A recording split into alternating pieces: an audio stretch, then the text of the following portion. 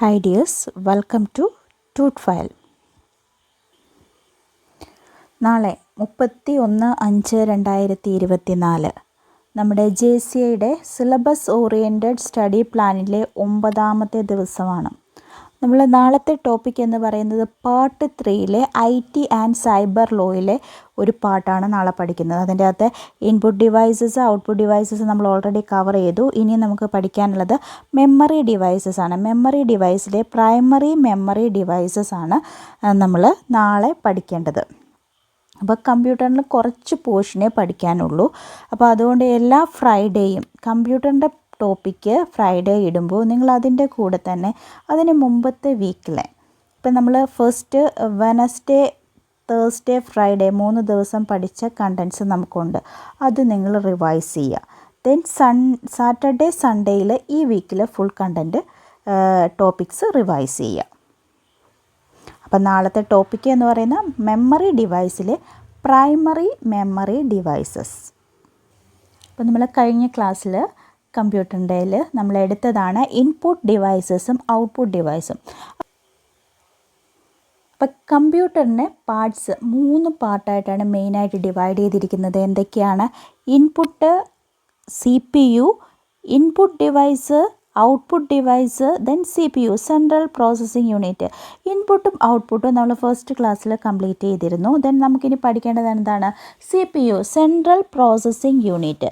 Central processing unit എന്ന് പറയുമ്പോൾ എന്താണ്?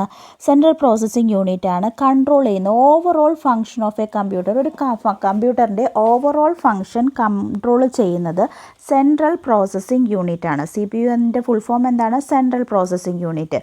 All the data processing is done inside CPU. CPUവിൻ്റെ അകത്താണ് എല്ലാ ഡാറ്റയുടെ പ്രോസസ്സിങ്ങും നടക്കുന്നത്.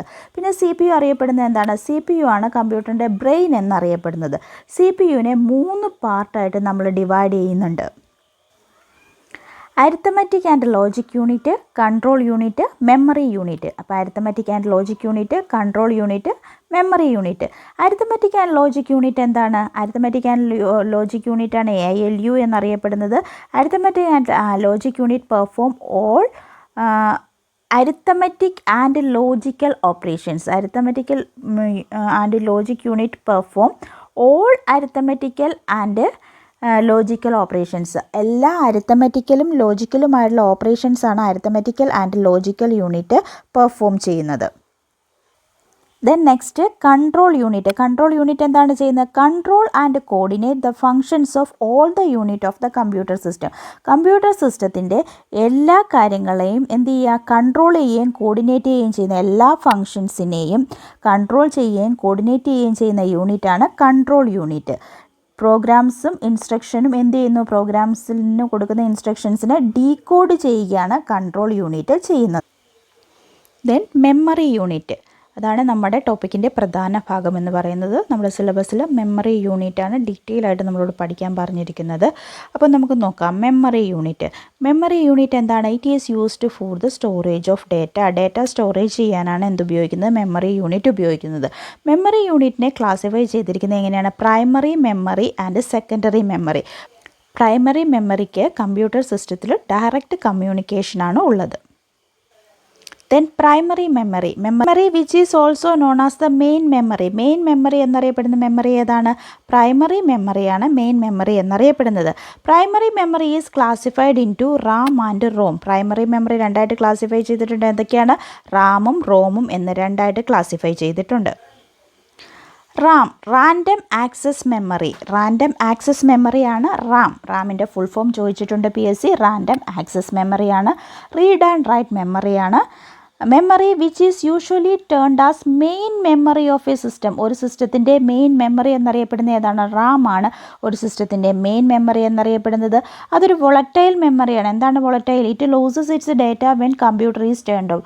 കമ്പ്യൂട്ടർ സിസ്റ്റം ടേൺ ഓഫ് ചെയ്യുമ്പോൾ നഷ്ടപ്പെടുന്ന മെമ്മറിയാണ് റാം എന്ന് പറയുന്നത്. അതുകൊണ്ടാണ് അത് എന്തെന്നറിയപ്പെടുന്നത്? Volatile memory. നമ്മളൊരു ഡോക്യുമെൻറ്റ് ടൈപ്പ് ചെയ്തതിന് ശേഷം സേവ് ചെയ്തില്ല എങ്കിൽ, പെട്ടെന്ന് കറണ്ട് പോവുകയാണെങ്കിൽ ദെൻ ഓൺ ചെയ്യുമ്പോൾ എന്തുണ്ടാവില്ല? സേവ് ചെയ്യാത്ത ഭാഗം നഷ്ടപ്പെട്ടു പോകുന്നു. അങ്ങനെ നഷ്ടപ്പെട്ടു പോകുന്നത് കൊണ്ടാണ് ആ മെമ്മറി എന്നറിയപ്പെടുന്നത് വോളറ്റൈൽ മെമ്മറി എന്നറിയപ്പെടുന്നത്. അതൊരു ടെമ്പററി മെമ്മറിയാണ്. എവിടെയാണ് അത് ലൊക്കേറ്റ് ചെയ്തിരിക്കുന്നത്? മദർ ബോർഡിലാണ് റാം ലൊക്കേറ്റ് ചെയ്തിരിക്കുന്നത്. Then 2 type RAM. റാമാണുള്ളത്. 2 ടൈപ്പ് റാം ഉണ്ട്. സ്റ്റാറ്റിക് റാം, എസ് റാം എന്നറിയപ്പെടുന്ന, എസ് റാം എന്ന് പറയുന്നത് എന്താണ്? സ്റ്റാറ്റിക് റാം, ഫുൾ ഫോം ചോദിക്കാറുണ്ട്. Then dynamic Ram D RAM ആണ് ഡൈനാമിക് റാം എന്നറിയപ്പെടുന്നത്. ഡൈനാമിക് റാമിൻ്റെ അകത്ത് പീരിയോഡിക് റീഫ്രഷ് ആവശ്യമായിട്ടുള്ള റാമാണ് ഡൈനാമിക് റാം. ഇതൊരു PSCയുടെ PYQ ആണ്. പീരിയോഡിക് റീഫ്രഷ് ആവശ്യമുള്ള മെമ്മറി ഏതാണെന്ന് ചോദിച്ചിട്ടുണ്ടായിരുന്നു. ഡി റാം ആണ് അതിൻ്റെ ആൻസർ. ദെൻ വി റാം ഉണ്ട്. വീഡിയോ റാം ആണ് വി റാം എന്നറിയപ്പെടുന്നത്. SG റാം സിങ്ക്രോണൈസ് ഗ്രാഫിക് റാം ആണ്. MD റാം എന്ന് പറയുന്നത് മൾട്ടി ബാങ്ക് ഡൈനാമിക് റാം ആണ്. RD RAM Rambus dynamic RAM. Then next ROM, read only മെമ്മറിയാണ് റോം എന്നറിയപ്പെടുന്നത്. അതൊരു നോൺ വോളറ്റൈൽ മെമ്മറിയാണ്. അതിൻ്റെ ഡേറ്റയെ നമുക്ക് എന്ത് ചെയ്യാൻ പറ്റില്ല?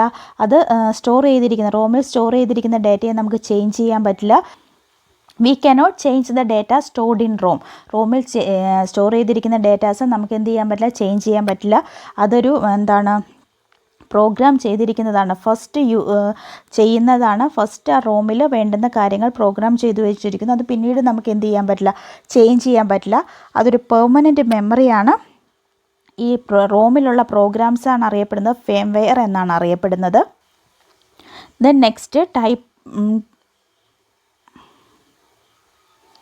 നെക്സ്റ്റ് ടൈപ്പ് ഓഫ് റോം ആണ് PROM ആണ്. പ്രോഗ്രാമബിൾ റീഡ് ഓൺലി മെമ്മറിയാണ് PROM എന്നറിയപ്പെടുന്നത്. അത് ഫസ്റ്റ് ഒറ്റ പ്രാവശ്യം നമ്മൾ സ്റ്റോർ ചെയ്യുന്നതാണ്, പ്രോഗ്രാം ചെയ്യുന്നതാണ്. അപ്പോൾ അത് കമ്പ്യൂട്ടറിൻ്റെ അകത്ത് ഇപ്പോൾ ബൂട്ട് ചെയ്യുമ്പോൾ ഒക്കെ ഉള്ള കാര്യങ്ങളുണ്ടല്ലോ, അത് കമ്പ്യൂട്ടർ സിസ്റ്റം ഇൻബിൽറ്റ് ചെയ്യുമ്പോൾ തന്നെ നമ്മളവിടെ സ്റ്റോർ ചെയ്യുന്നതാണ്. അതങ്ങനെ തന്നെ ഒരു വൺ ടൈം സ്റ്റോർ പ്രോഗ്രാമാണ് PROM എന്ന് പറയുന്നത്. Then EPROM, erasable programmable read only memory. നമുക്ക് അൾട്രാ വയലറ്റ് ലൈറ്റ് ഉപയോഗിച്ച് ഇറൈസ് ചെയ്യാൻ പറ്റും, പ്രോഗ്രാംസ് ഇറൈസ് ചെയ്യാൻ പറ്റുന്ന റോമാണ് EPROM എന്ന് പറയുന്നത്. Then next EEPROM, electronically erasable programmable read only memory.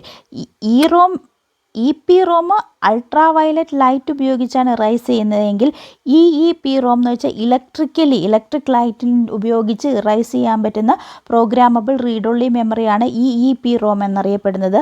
Then flash electronically erasable programmable read only memory. അത് ഇറൈസ് ചെയ്യുന്നത് എങ്ങനെയാണ്? ബ്ലോക്ക് ഓർ ചിപ്പായിട്ട് ഇറൈസ് ചെയ്ത് പോകുന്ന മെമ്മറിയാണ് flash EEPROM, flash electrically erasable programmable read only memory. Content മനസ്സിലായി എന്ന് വിചാരിക്കുന്നു. എന്തെങ്കിലും ഡൗട്ട് ഉണ്ടെങ്കിൽ കമൻറ്റ് ചെയ്യുക. Thank U.